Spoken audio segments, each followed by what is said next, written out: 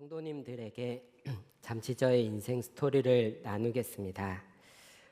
저희 아버지는 가부장적이고 폭력적인 분이십니다. 아버지는 자주 어머니와 형, 여동생 그리고 저를 때리셨습니다. 어렸을 때는 밥을 먹다가도 언제 아버지가 화를 낼지, 언제 밥상이 뒤집어질지 항상 긴장을 하며 밥을 먹었습니다. 20살에 대학교에 입학하면서 복음을 듣고 예수님을 믿게 되었습니다. 대학교 입학식이 있기 하루 전날 CCC 순장님이 전해주는 복음을 듣고 예수님을 믿었습니다. 저에게 예수님을 믿는다는 것은 나를 죄로부터 구원해 주신 구원자로 믿는 것뿐 아니라 예수님을 나의 삶의 주인으로 삼는 것이었습니다. 대학교에 입학을 하고 나서 처음 몇 달 동안은 술을 자주 마셨습니다. 술을 마실 때마다 내 삶의 주인 되시는 예수님께 많이 죄송했습니다. 아무도 저에게 혜곤아 술 마시면 안 돼라고 말해주는 사람은 없었습니다. 왜냐하면 교회 분들이 다 제가 술을 마시는지 몰랐기 때문입니다. 술을 의지하고 즐거워하는 내 모습이 예수님께 너무 죄송해서 저 스스로 예수님을 믿은 지 3개월이 되는 그해 5월 달에 제 인생에서 술을 끊어내었습니다. 예수님을 믿고 나서 명절 제사상에 절을 하는 것이 우상에게 절하는 것인 것을 알게 되었습니다. 추석을 앞두고 우상에게 절하지 않은 새 친구, 다니엘의 새 친구가 나오는 다니엘서를 밑줄을 그어가면서 읽었습니다. 그리고 매일 기도하며 다짐했습니다. 추석 제사상에는 절대 절하지 말아야지. 절을 하지 않은 대가는 좀 컸습니다. 2살 위 친형의 주먹이 저의 얼굴과 가슴을 계속해서 때렸습니다. 형은 동생이라고 그때 봐주지 않았습니다. 아버지는 화가 나서 안방에서 계속해서 술을 벌컥벌컥 마시고 계셨습니다. 어머니는 둘째가 계속 맞고 있으니까 안타까워하시며 해고 나와서 아버지한테 잘못했다고 이야기해라라고 계속해서 말씀하셨습니다. 형에게 맞으면서 스스로 생각해 보았습니다. 예수님 믿는 것이 잘못된 것이 아닌데, 우상에게 절하지 않는 것이 잘못된 것이 아닌데 맞는 것이 무서워서 제사상에 절을 해야 할까? 믿음을 포기할 수 없었습니다. 결국 저는 집에서 맞다가 쫓겨났습니다. 예수님 믿는 신앙으로 인해 가족들과 크게 부딪혔기 때문에 빨리 집으로 돌아갈 수는 없었습니다. 7주가 지난 후에야 집에 들어갈 수 있었습니다. 예수님을 믿고 나서 나를 구원해 주신 하나님의 사랑이 제 삶을 이끌어 갔습니다. 예수님을 믿은 그 주부터 순장님의 손에 이끌려 예수님을 전했습니다. 군대에 가서는 소대 후임이 들어오면은 이것저것 잘 챙겨주고 따로 불러서 예수님을 전했습니다. 어디를 가든 어떤 일을 하든 내가 있는 그곳에서 복음을 전하고 예수님의 제자를 세우는 것이 제 꿈이 되었습니다. 대학교 4학년 졸업을 한 학기 앞두고 중국으로 1년 동안 선교를 다녀왔습니다. 처음에 할 줄 아는 중국말이 거의 없었습니다. 그래서 그 대학교에 가서 중국 친구들을 만나도 별로 대화를 할 것이 없었습니다. 그런데도 하나님의 이런 저를 사용해서 중국 친구들이 예수님을 믿게 하셨습니다. 복음을 전한 친구가 예수님을 믿게 되고 순모임이라고 하는 성경 공부 모임을 시작하게 되었습니다. 안 그래도 중국어를 잘 못하는데 성경을 중국어로 가르친다는 것이 저에게는 불가능에 가까운 것이었습니다. 순모임을 포기하려고 할 때마다 옆에서 가르쳐주고 포기하지 않도록 용기를 북돋아 주었던 사람이 지금 저와 19년째 같이 살고 있는 사랑하는 아내 전성녀 사모입니다. 결혼을 하고 나서도 하나님은 계속해서 저와 아내가 선교를 꿈꾸게 하셨습니다. CCC 간사로 한국에서 6년간 캠퍼스 사역을 하고 해외 선교를 나갈 때 어디로 갈까 잠시 고민을 했습니다. 고민의 답은 간단했습니다. 복음이 필요한 곳으로 가자. 제가 아내를 만났던 중국의 그 도시로 가자.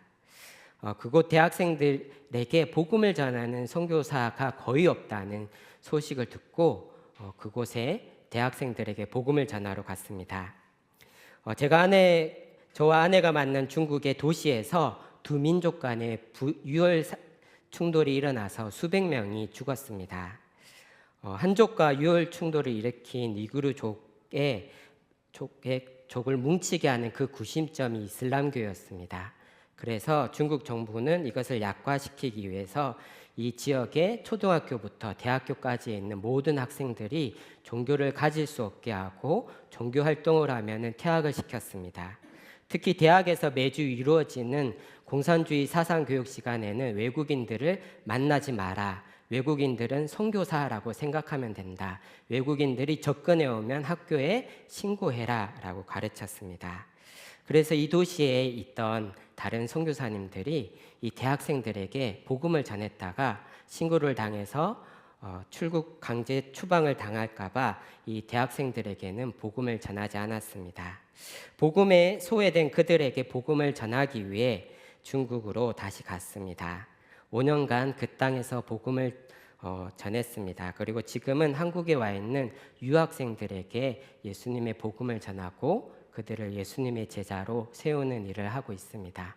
그리고 주일에는 이음 시드들에게 하나님의 말씀을 전하고 있습니다. 시드들에게 매주 말씀을 전하면서 매주 고민을 합니다. 어떻게 하면 시드들에게 말씀이 살아서 전달이 될까? 3세에서 7세 어린이들에게 말씀을 전하여 이들의 믿음이 자라도록 하는 것을 내가 잘하고 있나? 스스로 질문할 때마다 쉽지 않다, 내가 부족하다라는 대답을 합니다. 시드, 키즈, 틴즈 다음 세대를 믿음의 세대로 변화시키는 사역을 하고 계시는 선생님들께 참 감사드립니다. 그리고 다음 세대를 위한 성도님들의 많은 기도를 부탁드립니다. 이 자리에 MZ 성도님들이 있습니다. 함께 예배를 드리고 있습니다. 미국에서 현재 유행하고 있는 신기한 현상이 있습니다. MZ들이 일요일에 아침에 모여서 같이 피자를 먹고 가톨릭 성당으로 가는 것이 유행처럼 지금 미국에서 일어나고 있습니다. 가톨릭 성당이 MZ들에게 핫플레이스가 되었습니다. 그래서 성당에 늦게 가면은 자리가 없어서 돌아가는 일도 있다고 합니다. 며칠 전에 이런 뉴스를 보았습니다. 한국의 MZ들이 소원을 빌기 위해 즐겨 찾는 사찰이 있다는 뉴스였습니다. 특정한 사찰에 가서 소원을 빌면 잘 이루어진다고 지금 MZ들에게 소문이 나고 있다고 합니다. 불교는 지금 MZ들에게 인기가 있습니다. 이 두 현상의 공통점은 교회가 이 현상에서 제외되고 있다는 것입니다. MZ들이 새로운 종교를 찾고 있는데 교회가 여기서 빠져 있습니다. 여기에는 다양한 원인이 있을 것 같습니다. 그중 하나의 원인은 기독교가 청소년들과 젊은이들에게 비호감이라는 것입니다. 목회 데이터 연구소의 발표에 따르면 무종교인의 종교에 대한 호감도가 불교가 40%, 가톨릭이 38%, 기독교는 한 자릿수인 9%라고 합니다. 많이 가슴 아픈 결과입니다. 왜 기독교는 비호감 종교가 되었을까요? 기독교인들이 예수님을 믿지만 예수님을 닮지 않은 것에 세상에 많은 사람들이 실망하고 있는 것 같습니다. 그리스도인은 이렇게 정의할 수 있습니다. 예수 그리스도를 구원자로 따르며 예수님의 가르침을 실천하는 자. 그리스도인은 주일에 교회에 모여서 뜨겁게 하나님을 예배하는 것을 넘어서 길거리에서, 학교에서, 직장에서, 집에서 예수님을 닮은 삶을 살아야 합니다. 예수님을 믿지만 삶 속에서 예수님을 더욱 닮아가야 할 우리들에게 빌립보서 1장 27절의 말씀이 큰 울림으로 다가옵니다. 오직 너희는 그리스도의 복음에 합당하게 생활하라. 오직 너희는 세상의 가치에 합당하게 생활하라가 아닙니다. 우리는 예수님을 모를 때는 세상 속에서 세상의 가치를 중요시하고 따르며 살았습니다. 그러나 예수님의 복음을 듣고 나서는 하나님 나라의 가치를 따르며 살도록 부름을 받았습니다. 이전에는 세상이라는 나라의 국민으로 살았다면은 예수님을 믿고 나서는 예수님이 다스리는 나라의 국민으로 살아가야 합니다. 빌립보서 1장 27절은 그리스도의 복음에 합당하게 생활하라고 말씀합니다. 빌립보서가 특별히 강조하는 그리스도의 복음이 있습니다. 그것이 빌립보서 2장에 구체적으로 나타나 있습니다. 빌립보서 2장이 강조하는 그 그리스도의 복음은 낮아짐입니다. 죄인인 인간을 구원하기 위해 하늘에 계신 예수님이 낮아져 인간이 되셨습니다. 이것이 빌립보서 2장 5절부터 8절에 잘 나옵니다. 함께 읽겠습니다. 너희 안에 이 마음을 품으라. 곧 그리스도 예수의 마음이니 그는 근본 하나님의 본체시나 하나님과 동등됨을 취할 것으로 여기지 아니하시고 오히려 자기를 비워 종의 형체를 가지사 사람들과 같이 되셨고 사람의 모양으로 나타나사 자기를 낮추시고 죽기까지 복종하셨으니 곧 십자가에 죽으심이라. 6절을 보면 예수님은 하나님의 본체시다라고 나옵니다. 이것은 예수님이 하나님이시다라는 의미입니다. 하늘나라에서 거룩과 영광이라는 빛나는 옷을 입고 계셨던 예수님이 왜 우리와 같은 사람이 되셨을까요? 왜냐하면 하나님이 사람이 되시는 이 낮아짐이 죄인인 우리를 구원하는 유일한 방법이기 때문입니다.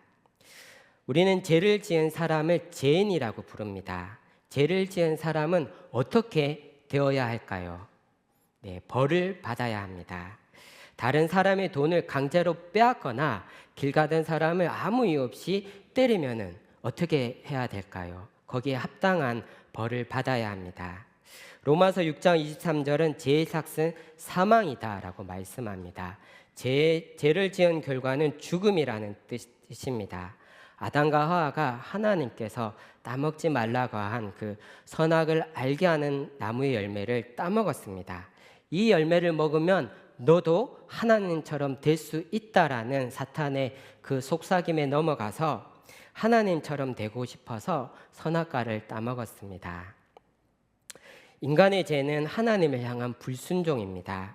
그리고 하나님을 섬기고 예배해야 하는 그 인간이 나 자신이 그리고 내 삶의 주인이 되어서 내가 하나님이 되려고 한 그것이 인간의 죄입니다. 그래서 죄의 결과는 죽음이라는 아주 큰 형벌입니다. 모든 인간이 죄인입니다. 인간 스스로는 이 문제를 해결할 수 없습니다. 하나님만이 이 문제를 해결할 수 있습니다. 하나님이신 예수님이 죄와 죽음이라는 인간의 그 문제를 해결하기 위해 인간이 되셨습니다. 이것이 낮아짐입니다. 자기를 낮추어 인간이 되신 예수님께서 성부 하나님께 죽기까지 복종하셨습니다. 죽기까지 복종하셔서 십자가에서 돌아가셨습니다. 하나님이신 예수님의 십자가 희생으로 인해 우리는 죄 용서를 받고 하나님의 자녀가 되었습니다. 예수님은 하나님이시기에 예수님의 희생은 죄인인 우리를 구원하는 놀라운 효력을 가집니다. 예수님이 낮아지지 않으셨다면, 십자가를 지지 않으셨다면, 성부 하나님께 순종하지 않으셨다면 우리는 어떻게 되었을까요? 우리는 나 자신의 죄로 인하여 영원이라는 시간 속에서 끝이 없는 형벌을 받으며 살아야 했을 것입니다. 네. 여기서 잠깐 삼위일체 하나님에 대해 간단히 설명하겠습니다. 우리 청소년들이 있기 때문에 여전히 삼위일체는 어려운 것이지만 잠깐 설명하고 가겠습니다. 하나님은 한 분 하나님이십니다. 그러나 한 분 하나님의 인격이 성부, 성자, 성령 이렇게 서로 구별되는 세 위격으로 존재하십니다. 인격이란 단어를 사용하니까 인간처럼 하나님이 인격을 가지셨다라고 하니까 인간처럼 보입니다. 그래서 우리가 존댓말, 하나님께 존댓말을 사용해야겠다. 그래서 인격보다 더 높은 위격이라는 단어를 하나님께 사용합니다. 하나님은 한 분이십니다. 그리고 서로 구별되는 세 위격은 성부 하나님, 성자 하나님, 성자 하나님, 성령 하나님이십니다. 이 세 분 하나님과의 그 관계를 보면요, 예수님께서 낮아지시고 섬긴 것이 더욱더 잘 이해가 됩니다. 이 세 분 하나님과의 그 관계를 아버지, 아들, 영이라는 것으로 설명할 수 있습니다. 성자 예수님은 성부 하나님께 순종하셔서 십자가를 지셨습니다. 성부 하나님과 성자 예수 하나님과의 관계는 순종의 관계입니다. 그리고 성령 하나님은 스스로의 이름으로 잘 활동하지 않습니다.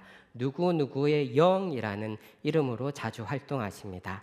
하나님의 영, 예수님의 영이라는 이름으로 성경에 자주 나타나십니다. 성령님은 스스로를 나타내기보다는 하나님과 예수님을 더 많이 나타내십니다. 그리고 이 삼위 하나님과의 관계 가운데서 예수님께서 낮아지시니까 성부 하나님께서 예수님을 모든 이름보다 높으신 이름으로 만들어 주십니다. 모든 하늘과 땅의 그 권위를 예수님께 주심으로 성부 하나님은 성자 예수님을 이렇게 높여 주십니다. 그리고 예수님은 인간을 구원하는 그 사역을 스스로 하시지 않고 성령님을 통하여서 이 존귀한 사역을, 구원 사역을 하심으로써 성령님을 또한 높여 주십니다. 삼위 하나님의 관계에 대해서 이렇게 잠깐 알아보았습니다. 성경은 성자 하나님이신 예수님이 온 우주를 창조하신 창조주라고 말씀합니다. 골로새서 1장 15절 16절은 이렇게 말씀합니다. 그는 보이지 아니하시는 하나님의 형상이시오 모든 피조물보다 먼저 나신 이시니 만물이 그에게서 창조되되, 여기서 그는 예수님이십니다. 만물이 예수님에게서 창조되었다고 골로새서는 말씀합니다. 히브리서 1장 2절은 이렇게 말씀합니다.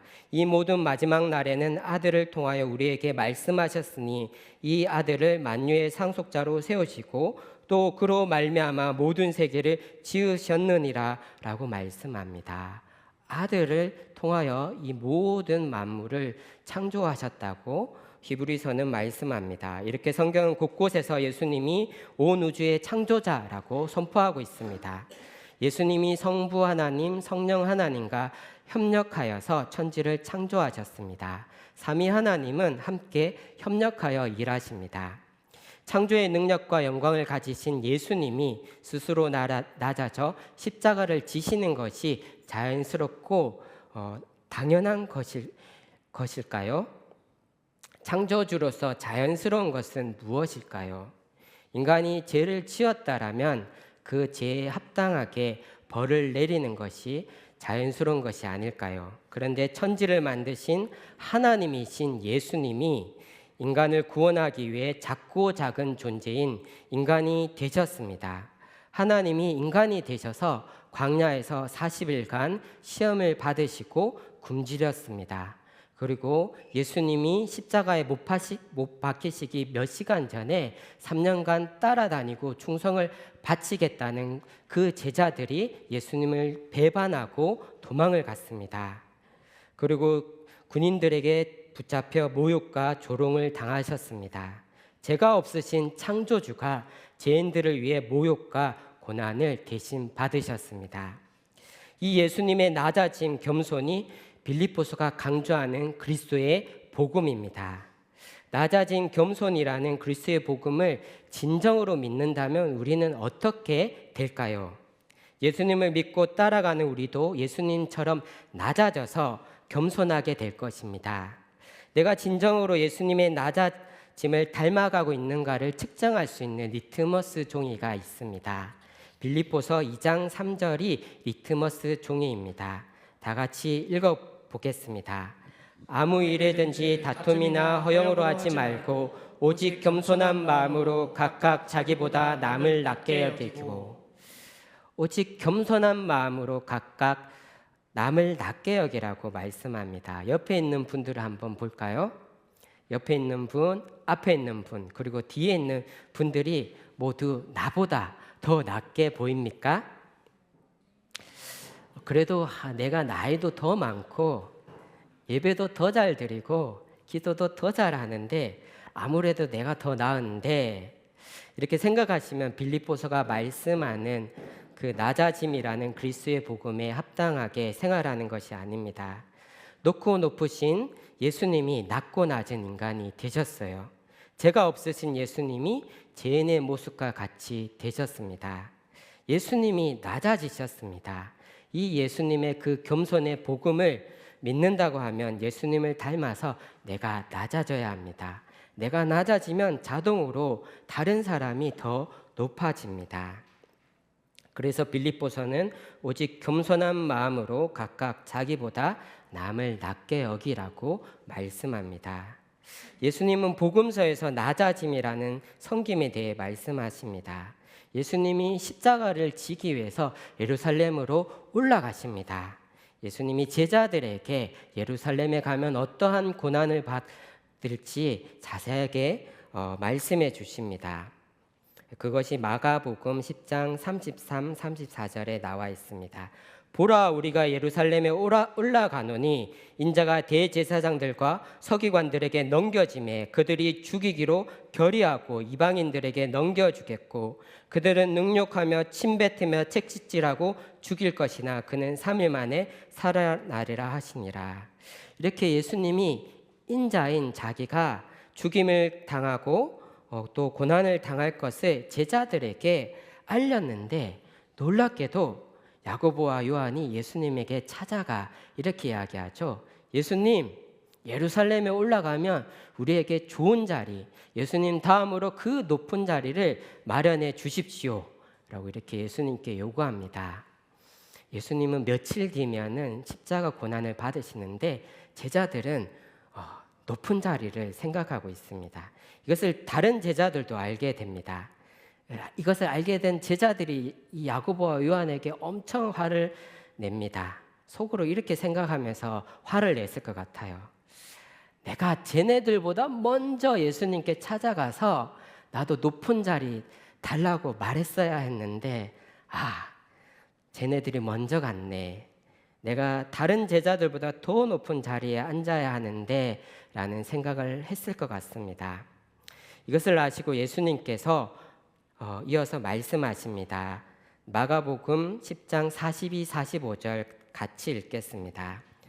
예수께서 불러다가 이르시되 이방인의 집권자들이 그들의 임의로 주관하고 그 고관들이 그들에게 권사를 벌이는 줄을 너희가 알거니와 너희 중에는 그렇지 않을지니 너희 중에 누구든지 크고 가자하는 자는 너희를 섬기는 자가 되고 너희 중에 누구든지 으뜸이 되고자 하는 자는 모든 사람이 종이 되어야 하리라. 인자가 온 것은 섬김을 받으려 함이 아니라 도리어 섬기려 하고 자기 목숨을 많은 사람의 대속물로 주려 함이니라. 일반적으로 세상의 통치자들은 사람들 위해 군림하고 고위 관리들도 자기를 위해 권력을 행사합니다. 이것이 인간으로서 아주 자연스러운 행동입니다. 인간은 다른 사람들보다 자기를 먼저 생각하는 이기적인 존재이기 때문입니다. 그런데 예수님은 이것을 뒤집으십니다.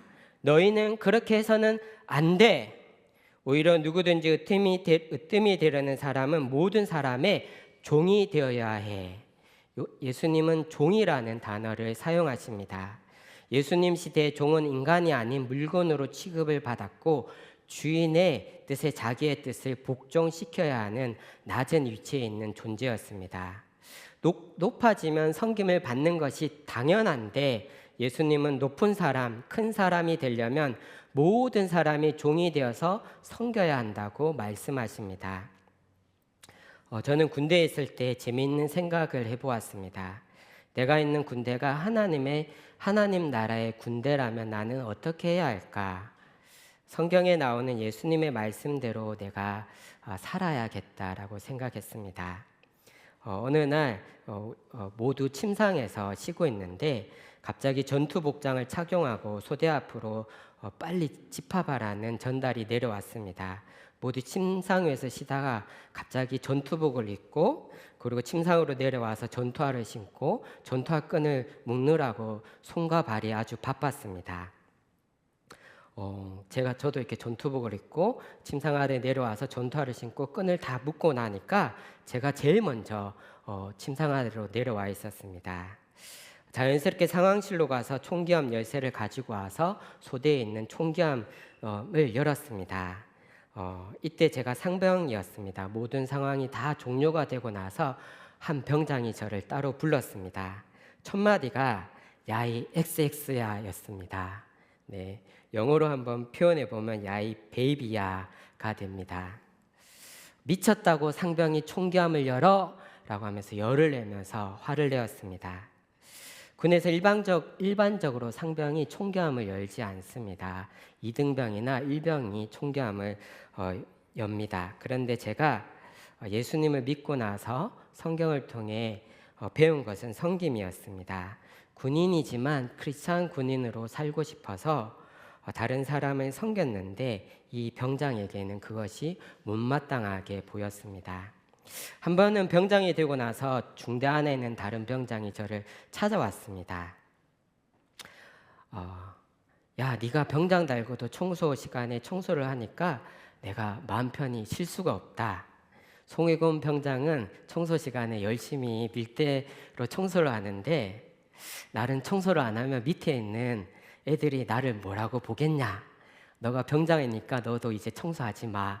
이렇게 이야기를 하고 갔습니다.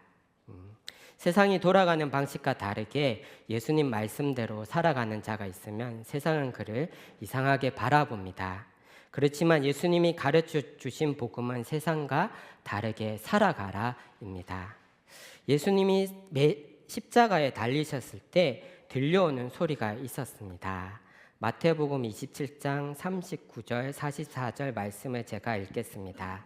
지나가던 사람들이 고개를 흔들고 예수님께 욕설을 퍼부으며 말했습니다. 성전을 헐고 3일 만에 짓게 닫던 사람아, 내 자신이나 구원해봐라. 어디 내가 하나님의 아들이라면 십자가에서 한번 내려와 봐라. 대제사장들과 율법학자들과 장로들도 마찬가지로 예수를 조롱하며 말했습니다. 남을 구원한다더니 정작 자기 자신을 구원하지 못하는군. 그가 이스라엘의 왕이니 어디 한번 십자가에서 내려와 보라지. 그러면 우리가 그를 믿어주겠다. 그가 하나님을 믿는다고 하니 하나님께서 정말 원하신다면 지금이라도 그를 당장 구원하시겠지. 자기 스스로 나는 하나님의 아들이라고 말했었다. 예수와 함께 십자가에 못 박힌 강도들도 마찬가지로 예수를 모욕했습니다. 예수님이 십자가를 지셨을 때 세상은 예수님을 향해 조롱하며 욕설을 퍼부으며 모욕했습니다. 예수님의 낮아짐, 섬김이 세상은 이해가 되지 않았습니다. 왕이라면 남들 위에 서서 통치를 해야지 왜 바보처럼 십자가에 매달려? 세상의 왕은 높아지고 군림하고 부려먹는데 세상의 가장 높으신 예수님은 낮아지고 고난을 받으시고 십자가에 못 박히셨습니다. 이것이 성경이 말씀하는 예수님의 복음입니다. 예수님의 낮아짐, 섬김을 담는다는 것은 무엇일까요? 예수님을 믿는다고 하면서 우리는 남을 쉽게 판단합니다. 나도 모르게 남을 판단하는 말이 입 밖으로 불쑥 나올 때가 있습니다. 내가 남보다 낫다고 생각하니까 쉽게 남을 판단하는 것 같습니다. 다른 사람을 섬긴다고 말하는 많은 리더들이 남을 쉽게 야단칩니다. 회사에서 부하 직원들을 섬긴다고 말하면서 너 이것밖에 못해? 너 일 이렇게 할 거야? 라는 말이 쉽게 나옵니다. 나는 하지 않으면서 야 이거 해 저거 해 라는 명령이 쉽게 나옵니다. 그래도 내가 너보다 높은 자리에 있으니까 이 정도는 괜찮은 거야. 나보다 더 심한 사람도 많아 라고 생각을 하는 분들이 많습니다. 그러나 이것이 예수님의 낮아짐을 닮은 것일까요? 예수님이 잡히시기 몇 시간 전에 제자들과 식사를 하십니다.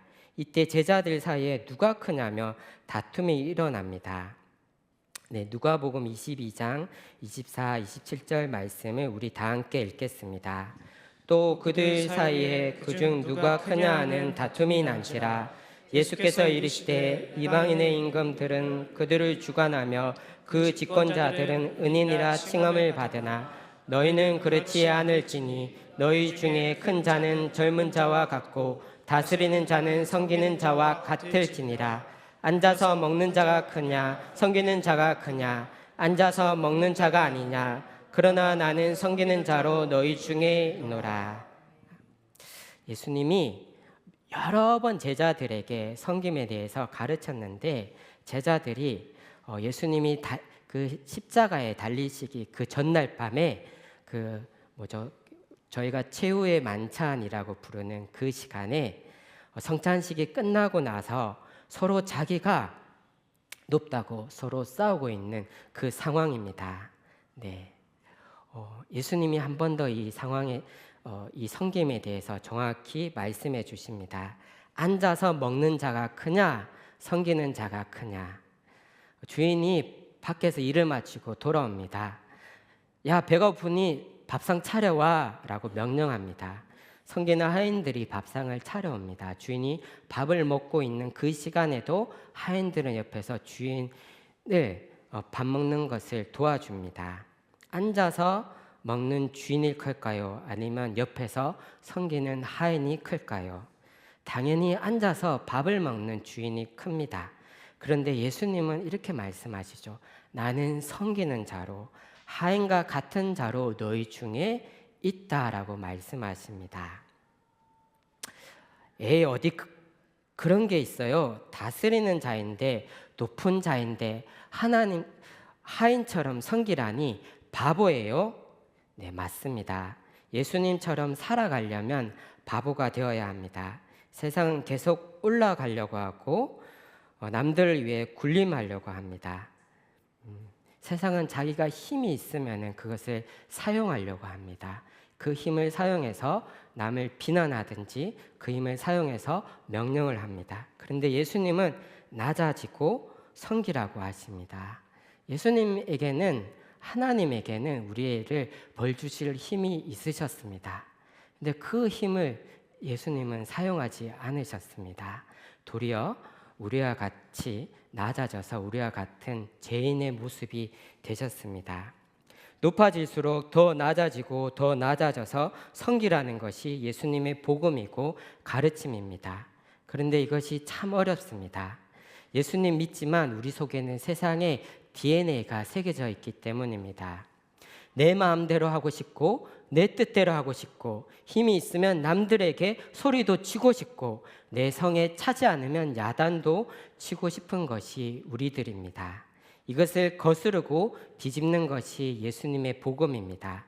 세상의 법칙대로 했다면 하나님이 죄를 지은 우리를 야단치고 벌을 주면 됩니다. 그런데 이 세상의 법칙을 거슬러 예수님이 낮아져 인간으로 오셔서 나 대신 고난을 당하셨습니다. 세상은 강한 자를 멋지다고 생각합니다. 온유하고 겸손하면 손해만 본다고 생각합니다. 그런데 예수님이 말씀하십니다. 나는 마음이 온유하고 겸손하다고 마태복음 11장에서 말씀하십니다. 우리가 예수님을 닮길 원합니다. 그런데 이것이 우리의 힘만으로는 되지 않습니다. 그래서 예수님이 2000여 년 전 오순절날 성령님을 보내주셨습니다. 성령님은 우리가 예수님처럼 살도록 돕기 위해 오셨습니다. 예수님을 믿었으면 구원을 받은 것에서 멈추어 서 있으면 안 됩니다. 예수님의 말씀대로 살기로 뜻을 정하고 목표를 정하고 기도하고 노력해야 합니다. 예수님을 닮겠다는 삶의 목표가 확실해지고 내 힘을 의지하는 것이 아니라 성령님을 의지할 때 내 삶이 예수님을 닮아갈 것입니다. 이 변화가 많이 더딥니다. 네, 그러나 이 변화가 더딜지라도 낙심하지 마십시오. 빌립보서 2장 13절은 이렇게 말씀합니다. 너희 안에서 행하시는 이는 하나님이시니 자기의 기쁘신 뜻을 위하여 너희에게 소원을 두고 행하게 하시나니. 우리 마음에 예수님을 닮길 원하는 소원을 주신 분이 있습니다. 하나님이십니다. 그 하나님이 지금 우리 안에서 역사하고 계십니다. 내 힘으로 하면 실패하지만 하나님이 역사하고 계시기 때문에 우리는 변화될 것입니다. 예수님을 닮아갈 것입니다. 네, 오늘 들은 그 말씀